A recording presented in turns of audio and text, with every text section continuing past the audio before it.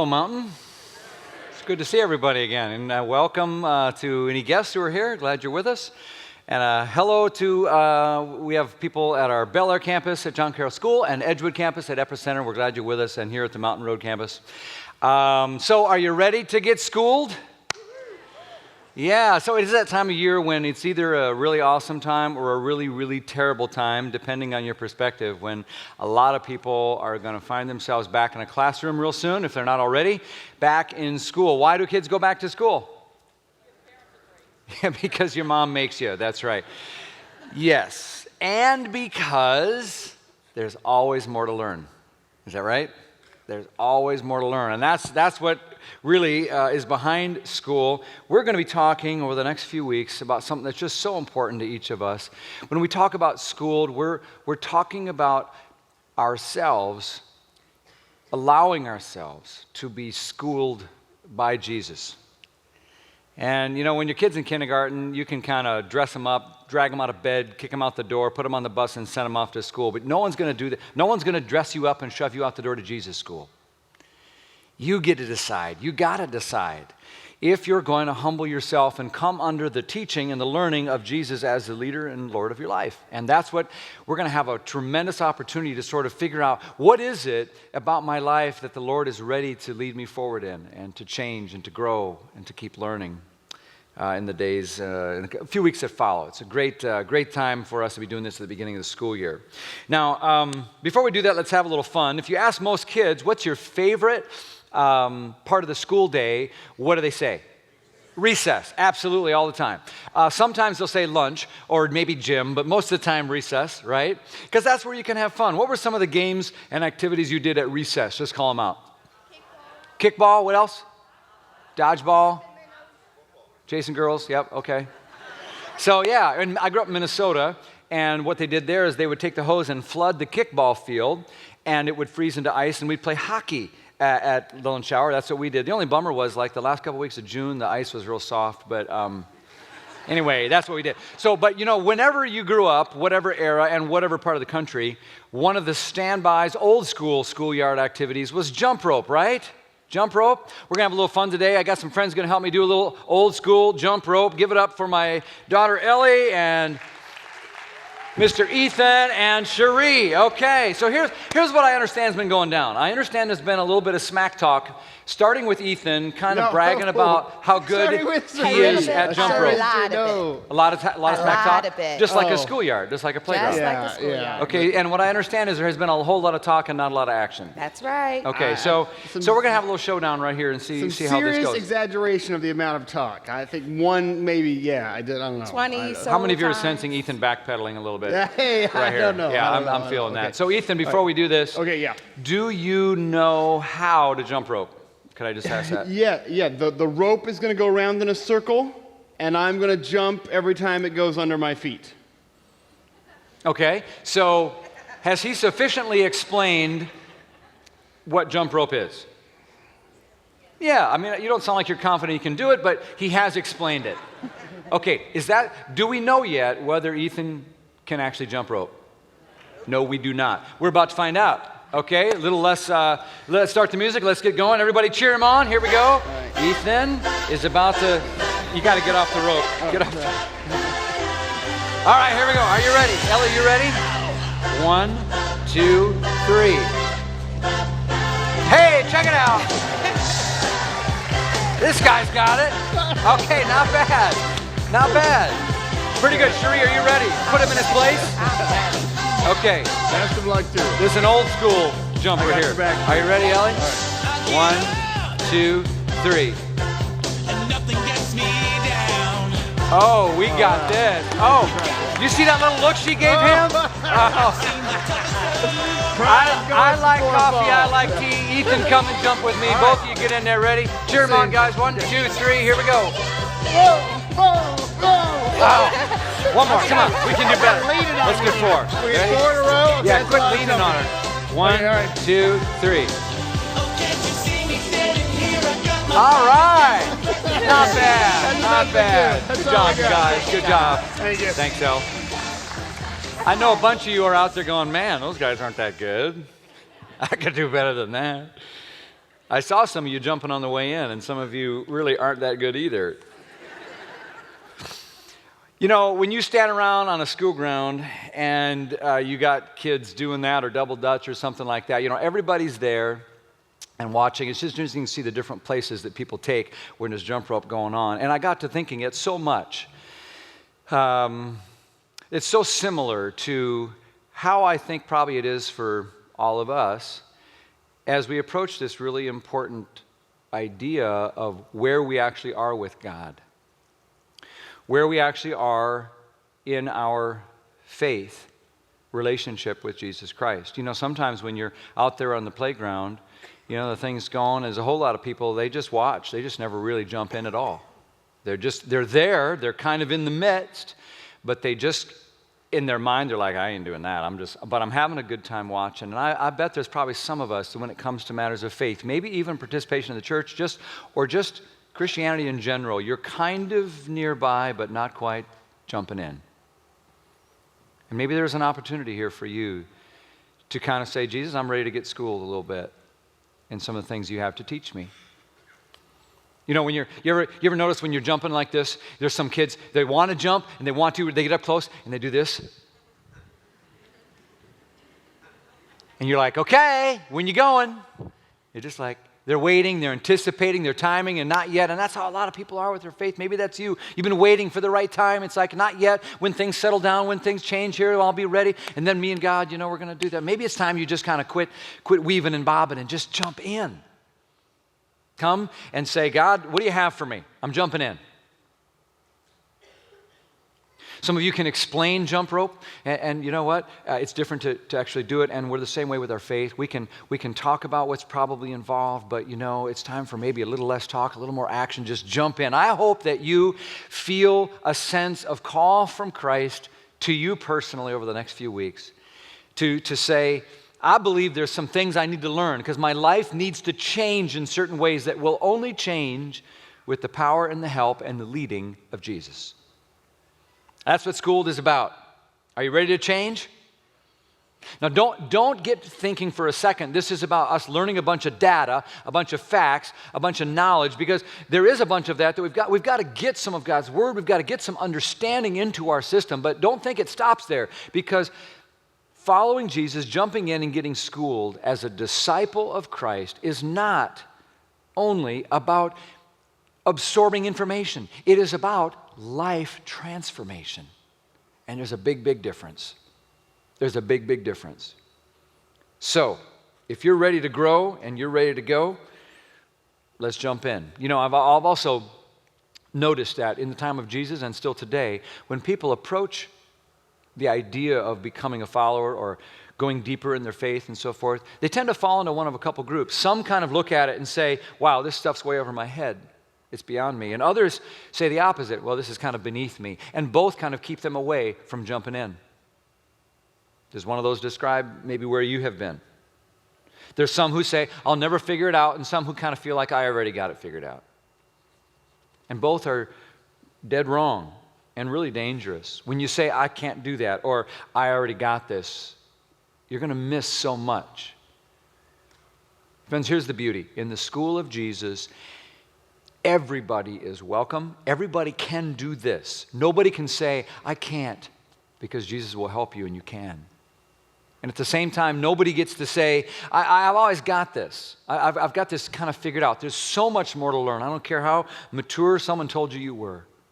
Nobody can say, there's nothing left for me to learn.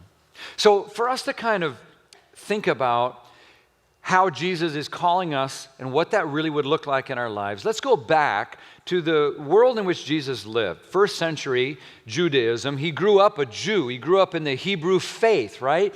And he comes into this rabbinical system, and there's a lot we can learn by looking at archaeology and studies. You know, historians like Ray Vander Laan have done a lot of work on this and helped us see some things. For example, the first 5 books of the Old Testament Scriptures, what we would call the Hebrew Bible or our Old Testament. The first 5 books are called the books of law or the books of Moses, or in Hebrew, the Torah or Torah. You want to say Torah? Torah, you just spoke Hebrew. Those are the books of law. And it means the teachings. It means this is the way you get schooled in the ways of God. And it meant so much to them. It was the very center of their life. It was the way to live that made sense and pleased God and was satisfying to yourself. It was the truth of God was embodied in the Torah. Very life itself was in Torah. And so teaching the Torah and learning to live the Torah and applying the Torah, understanding it, obeying it, and sharing it is everything to them, because it's what distinguished them as people of God. It's what connected them to the Lord. And that's why they always made such a big deal about passing it on to their kids, right? Because it was such a huge deal. They realized if God's way and His life and His truth didn't get kind of implanted and embedded in the hearts and minds and souls of their kids, man, if it didn't stick, those kids were going to grow up and be misguided. They were going to get lost in life. They wouldn't know God, and they couldn't think of anything worse than that. And that's actually why we're so passionate about kids at Mountain, and why we all should care about our kids, our students, young people, and this important issue of helping parents and families and church work together to embed the most important thing into the life of every child, and that is a living, vibrant, sticky faith that won't leave them when they run off away. You know, you're putting a lot of kids, you're getting a lot of stuff ready for school, aren't we? We're buying the right clothes, we're making sure we stuff the right stuff in the backpack, get the little pencil kit and the Crayolas, right? But the most important thing to give to a kid is a living faith. They had a kind of a staged education model in Jewish education for kids in those days. The first stage was called Beth Sefer. And it literally meant house of the book. It was taught in the synagogues, and little boys from about little kids, it's a complicated thing, but anyway, we'll just say ages 6 to 10, okay? They would literally sit at the feet of the rabbi and just like sponges try to absorb as much as they could. You literally had to humble yourself and just go and absorb whatever the rabbi would teach out of the Torah. And if you're going to be serious about your life and God, each of us will need to learn to continually humble ourselves too, won't we? Humble ourselves and realize we don't have all this figured out. It's probably something we could learn from Jesus, the master teacher. The second phase of the Hebrew education in those days was Beth Talmud, which literally means house of learning. That would be like kids ages 10 to 14, if you were like the cream of the crop out of the first group, if you showed a lot of promise and a lot of capacity, some of the privileged students would then pass on into this phase. And in Beth Talmud, you would memorize the rest of the Hebrew Scriptures. So there's 39 books in what we call our Old Testament, the Hebrew Bible, 39 books. They would memorize the whole thing in its entirety. I don't mean memorizing the names of the books. That would be a start for some of us. They memorize the entire content. You know, people actually have an amazing capacity for learning and absorbing information when it matters to you, when it's a priority on you. Our culture doesn't emphasize memorization as much as theirs did, but you know, we still see evidence. You talk to any 14-year-old, they can tell you like 5 phone numbers right off the top of their head. A 17-year-old can recite 77 lines from their favorite movie in their entirety, you know, after seeing the movie twice. You know? They know words to every song in their entirety. They can sing to the radio all day long without thinking twice about it. Adults can, like I can tell you needless, mindless sports trivia about the Minnesota Vikings from 1973 onward. I can tell you their height and weight and what their first girlfriend's name was. It's crazy why that's in there. Recipes from 10 years ago, some woman can just remember it. It's just that we've changed maybe what our priorities are on what we commit to memory. Something interesting happened at this stage when they would begin to memorize so much of the Scriptures. The adults, like the parents and the rabbis, would begin to ask questions. Begin to ask questions to help them learn to actually think critically about what they were learning so they would know how to integrate it into real life. Okay, I heard you just recite that passage. Now, what about if this happened over here? What would that lead you to think you ought to do? And now we're interacting with it, you see? Because this word from God, this life, was always more than information dissemination. It was always about what? Life transformation. And they knew that. And this is why Jesus understood the best method of teaching is always asking questions. Look at him. He does a lot of talking, and some of the times he just asks questions. The third stage of education was Beth Midrash, literally house of study. And that would begin for a select few around the age of 14 or so.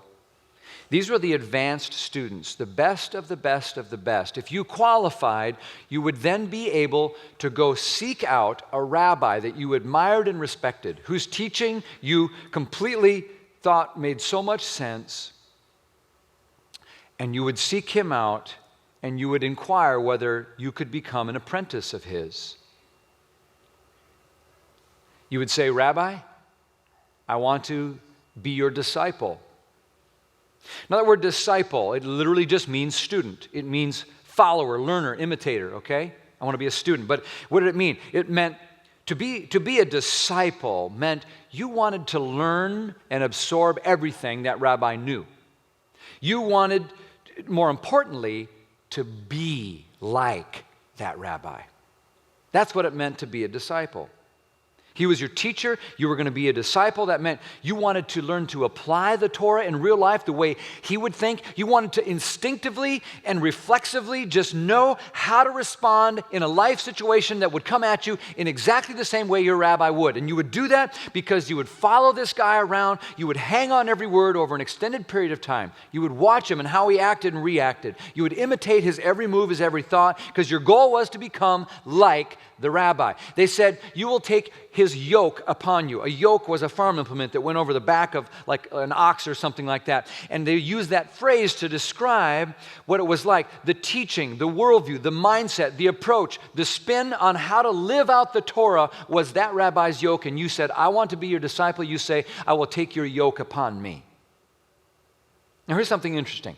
In those days, a rabbi did not go out and seek disciples. It worked the other way around. You admired and respected one, you'd go and you essentially apply for the job. May I be an apprentice? Can I be your disciple? And then they would sort of interview you. He would grill you to kind of weed out the weak ones. He'd say something like, well, in the book of Habakkuk, there are 17 references to Deuteronomy. Give them to me backwards.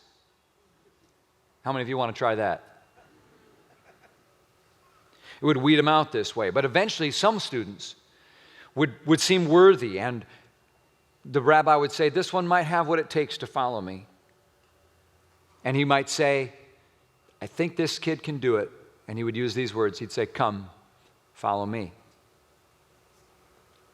And so a kid who was the best of the best of the best at age 13, 14 would leave everything. They'd leave their home, they'd leave their school, they'd leave their family, they'd leave their friends, and devote their life to completely following, learning from, trying to imitate and become like that rabbi. So you followed him everywhere he went. Everything the rabbi did, you did. Everywhere he went, you went. Everything he said, you kind of took it in and said, I'm going to say that someday.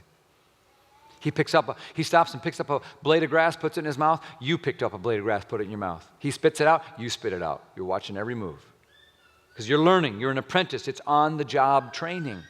That's what Jesus means when he's saying in Luke chapter 6, verse 40, he says, a student or disciple, that's the word he uses, his disciple, a student is not above his master, his teacher, his rabbi. But when he is fully trained, when everyone is fully trained, when the process is complete, you'll be like his teacher. He's describing exactly the process that existed in his day. That's what it is to be a disciple. It is the major focus of your life. To follow, listen, learn, obey, absorb. Still today, I'm told that these students who follow a rabbi around, they're so paranoid they're going to miss something. They stay so close. If he goes into the bathroom, they follow him in there because they don't want, maybe he's going to pray a prayer over the toilet paper or something. You don't want to miss that. See? So imagine that. And so this is why when the rabbi would come to town to teach in a new synagogue or something, behind him you would always find a sort of group of disciples following close behind, literally following close behind. All day long he's moving about teaching and he's literally kicking up dust. And they're so close that the dust of their rabbi is falling on them. And so in the Mishnah, there's actually a phrase that covers this idea. It says this: may you be covered in the dust of your rabbi. May you be covered in the dust of your rabbi. Meaning, may you be so blessed that you have a teacher who's wise and authoritative, so much so that you find him worthy to follow and devote your life to. And may you be so committed to him. May you cling so closely on everything he is and does that you have his dust covering you.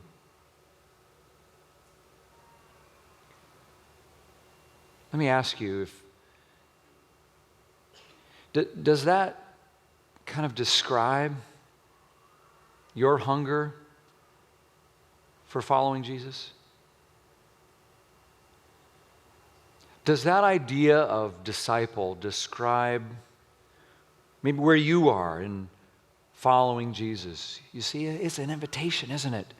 To not just be casual about this, but to hang on the words of Jesus, to hunger, to want to be like him in a way that makes us want to be with him, to hear from him every word, to know what he would do and to want to do that too, to ask ourselves, what would Jesus do? To imagine if Jesus were alive and living through my life, what might he do in this friendship, in this conflict, in this situation, in this opportunity?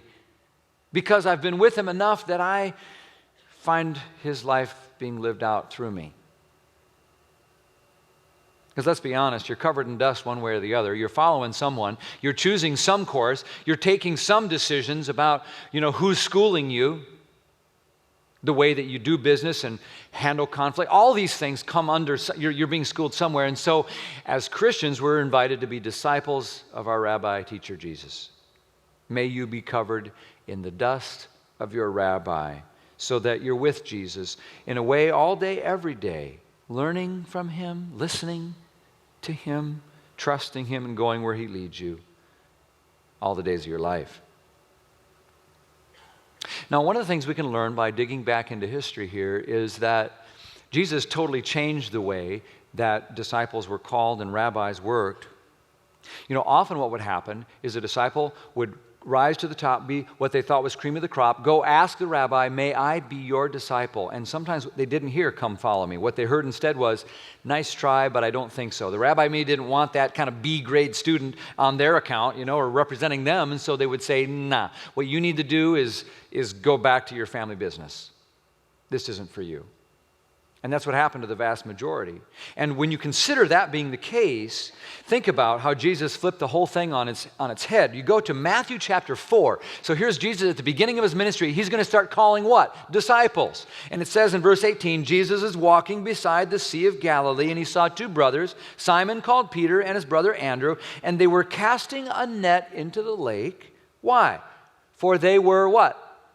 Fishermen. This is the family business. These guys have apparently already discovered and been told you're not the cream of the crop. They didn't make the cut. These guys probably didn't have the premier education. They have already been told, best thing for you, go back to business as usual. Head back to the family business. That's where you belong. And Jesus comes along, rocks their world, verse 19, and says, come, follow me. The hottest rabbi in the region seeks out some fishermen on the side of the lake and says, I'm going to give you something brand new to do. I'm going to teach you to fish for people. It's a whole lot more exciting than what you're doing now. Verse 20, at once they left their nets and they followed him. If you want to follow Jesus, you're going to have to drop something. The something that's holding you back, that's tying you down to business as usual. You got to drop something if you want to follow Jesus. And they did. Look at what happened. It happens again. Verse 21. Going on from there, he saw two other brothers, James, son of Zebedee, and his brother John. They're in a boat with their who? With who? Their father in the family business. His father's name's Zebedee. So here's these not good enough goof-ups who didn't make the cut, preparing their nets, and Jesus called them. Rabbi asks them. So immediately they left their boat, their family business, their father, and everything else, and they began to follow. Friends, in those days, rabbis most of the time had to say, I'm sorry, you can't follow me. I don't want you to be my disciple. You go back to family business as usual. And Jesus says, I want you to follow me, and I'm going to give you a new business. There's never going to be business as usual again in your life. I have a higher purpose for your life. Have you ever been passed over, not chosen? You know what it feels like? When someone else gets the promotion, when kids are talking about how they got their name in the honor roll and it's in the paper and yours isn't. When someone else gets a job that you don't get, or you give a speech and no one gives you credit or recognition, or you just get left aside. You're on a school ground and they're choosing up sides for kickball, and then everyone keeps getting picked and you don't get picked. We know what that's like. It's especially hurtful when the one doing the picking is God, and you're still left standing there on the sidelines. And that's how some of us feel. I suspect it's how the fishermen felt. They're misfits, left behind, cast aside to cast nets. They aren't the best of the best. Spiritually speaking, leave that for someone else. But then Jesus comes along, walks right up to him and says, I want to be your rabbi. Come, follow me. I'm going to rock your world. I'm going to change your life. So no wonder they did this immediately. Sometimes we marvel, oh, they did this immediately. Wow, that's a big deal. It's like, this is a way better gig than fishing, and they know it. And that's why they drop their nets so immediately. Sometimes we're not convinced that dropping our nets is actually a better deal than following Jesus, and that's why we don't. But they knew it. This is my second chance. And so they said yes. Friends, Jesus is reaching out to the B team even right now, and that's you and me. Misfits like us. And he's standing before you, and he's calling you and saying, I want you on my team. I'm inviting you. Will you follow me? I want you to be my disciple. I don't care where you've been. I don't care what you don't know. I don't care what someone told you. Follow me. And you got to give an answer. Everyone answers one way or the other. You're going to follow in someone's dust. And Jesus says, follow me. You see, this rabbi, no matter who you are, school teacher, school student, business owner, stay-at-home person, working 9 to 5, bored in retirement, whatever you are doing, this rabbi believes in you and me. He believes you can be like him, or he wouldn't call you. He will help you become everything he's calling you to become. This isn't over you, and it isn't under you. Check out Matthew chapter 14, okay? Same lake, same Jesus, same guys. He was walking along the shore of Galilee, called them to follow him. A little while later now, it says this is just a short time after that, the disciples are out in the boat on the Sea of Galilee. Verse 25, during the fourth watch of the night, Jesus went out to them, check it out, walking on the lake. Okay, we've heard this, right? When the disciples saw him walking on the lake, they freaked out. They were terrified. Well, yeah, one of the reasons is we know that in that culture, calm bodies of water represented the abyss. A dark, foreboding, evil thing lurked beneath that surface. And so it was very scary. So when Jesus shows up, of course they're scared. He's hovering over the abyss right in front of them. Very creepy. And so it says in verse 26, it's a ghost. They said, oh, they're all scared. They cried out in fear. Jesus says, no, take care, don't be afraid, it's me. Verse 28, now knowing what you know about rabbis, listen to this. What does Peter do? Immediately he says, Lord, if that's you, it is you, okay, tell me to come to you on the water. I see what you're doing and I want to do it, but I need your help to do it. You say, Peter, are you nuts? No, he's a disciple. What's his rabbi doing? Walking on the water. What does he want to do? Walk on the water. This is a disciple following his rabbi. Verse 29. Lord, if it's you, tell me to come to you on the water. Jesus said, come, follow me. And doggone if Peter didn't get out of his boat and get out there and walk on the water and came right toward Jesus. Certainly Peter had never done that before. How crazy would that be? But if the teacher can do it, and the teacher chooses me, and the teacher calls me and believes that I can do it, guess what? I can do it. And he did. That was a miracle. Well, and then, of course, we know how it goes after that. He began to doubt, and he began to sink. Now, the question is, what did he doubt? Some say, well, he probably doubted Jesus' power and Jesus' ability. I don't think so. I mean, Jesus is still walking on the water. Jesus isn't sinking. What makes more sense is that Peter doubted himself and his ability to be a disciple in that moment. He didn't think he really could follow because this thing that Jesus was doing was crazy and insane, and nobody does that. So Peter loses faith that he can do what his rabbi is doing and calls him to do. Friends, I think this is where a lot of us struggle. A lot of us look at the Christian life, we look at Jesus, and it seems like the way the world is and the way Jesus is are so far apart. Nobody does that. And therefore we think I can't either. And so we just blend in and just say, well, it's all, you just get the dust of the world on me. Let's just look more like the world. I don't know, it's easier that way. And we miss out on the way that Jesus leads, and the truth that Jesus gives, and the life that he provides. I think we struggle in exactly the same area. We don't think we're really cut out to act like Jesus. Some of us just don't want to have our minds actually changed on some stuff. We don't believe that he could birth compassion in us. We could care for people the way he does because we've just seen too much. Some of us don't think we could ever have behavior changed in us because it's too deeply ingrained. It's too hard.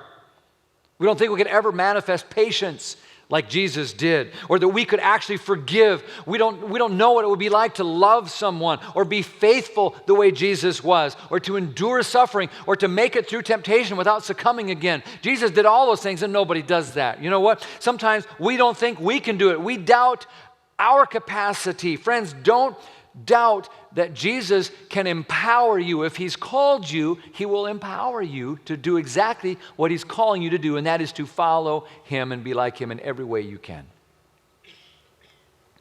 Do you doubt his ability to help you? If your faith is sinking, maybe it's because you're forgetting that Jesus says you can do this, or I wouldn't be calling you to it. Friends, it's so important that we believe in Jesus. But don't forget, Jesus believes in you. He chose you. He called you. He said, you can follow me. Jesus doesn't call those that he deems to have made the cut. He doesn't call those who are equipped and empowered to be good disciple material. No. He equips and he empowers those he calls. And he's calling you. And he's saying, I want to school you. May you be covered in the dust of that rabbi. May you sit at his feet. May you take his yoke upon you. May you humble yourself to the one who says, I pick you, I empower you. May you be a disciple of Jesus. When you do that, man, it shapes your heart, it shapes your life. It changes the way that you deal with your friends. People who are really good disciples of Jesus, followers of his, man, they're better at marriage, they're better at kindness, they're better at studies, they're better at business, they're better at everything. I don't mean that in a worldly way, I just mean life goes better when we do things God's way. And so, over the next few weeks together, as we invite Jesus to school us, we're going to take a look at the teaching of Jesus and say, what do we have to learn? You know, at the end of Jesus' ministry, before he ascended back into heaven, he said, all authority has been given to me now, and therefore, go and make what? Disciples. That's the word. Go and make other followers who will follow me. of all people. And he says two things you do. Baptizing them in the name of the Father, Son, and Holy Spirit. That's the way you get started as a disciple of Jesus. Some of you need to be baptized. You haven't been baptized yet. You haven't got dunked under that water to say, I'm ready, I'm all in. Let's go, Jesus. And by the way, we're having a baptism splash on September 20th outside in the pool. You need to sign up and come on and just get in, get dunked. Let's get this done. But it doesn't stop there. It doesn't say baptizing them. It goes on to say baptizing them in the name of the Father, Son, and Holy Spirit. And then what else? Teaching them. We need the rabbi to school us. And it says teaching them everything I've commanded. Wow, that's overwhelming. How do you get a handle on everything that Jesus has commanded? I mean, there's so much. We just finished a whole sermon series on just a few words out of the Sermon on the Mount. And there's so much more. Where do we know when to start? How do I get started in becoming a disciple? Well, that's what we want to answer in the next few weeks. And where we're going to go is to what I would call Jesus' core curriculum. Jesus has a core curriculum. One day, some disciples, some experts in the religious law came up to Jesus, and they were kind of acting all smart in the religious law. And they said, what's the most important part? Tell us something super deep and special about where do we start in this whole, if you think you know God so well. And Jesus, without hesitation, said, you can see it in the Bible, Mark chapter 12, verse 30. He said, I can tell you where the core curriculum begins, right here, which you already know. Love God with all of your heart, soul, mind, and strength. In other words, love God.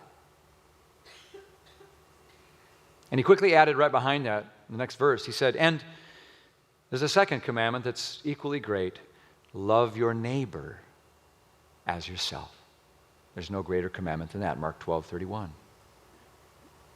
In other words, love people.